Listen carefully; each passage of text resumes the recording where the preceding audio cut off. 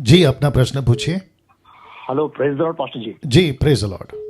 पुणे से ब्रदर विनोद बोल रहा हूँ मैं। जी विनोद जी, बोलिए।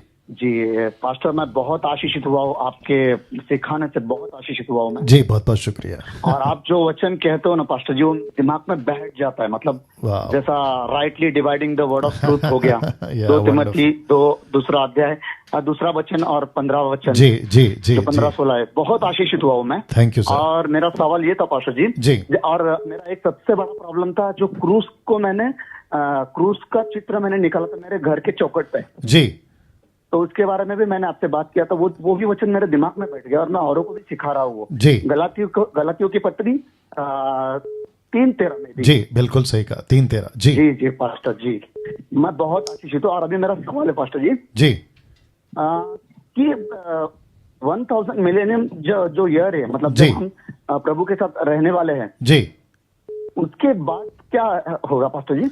जी, उसके बाद में एरमैगडॉन की लड़ाई है, लूसीफर के हाँ। साथ में लड़ाई है। लूसीफर जो है वो कैद से छोड़ दिया जाएगा, फिर उसको अनंत काल के लिए आग की झील में डाला जाएगा, प्रकाशित वाक्य 21 अध्याय। फिर उसके बाद में झूठा भविष्यवक्ता एंटी क्राइस्ट ये भी डाले जाएंगे। और फिर 21वें अध्याय का पहला वचन कहता है सफेद सिंहासन, जिसको इंग्लिश में कहते हैं white throne, the judgement white throne. उसके सामने विश्वासी अविश्वासी सब इकट्ठा होंगे और उनका न्याय होगा।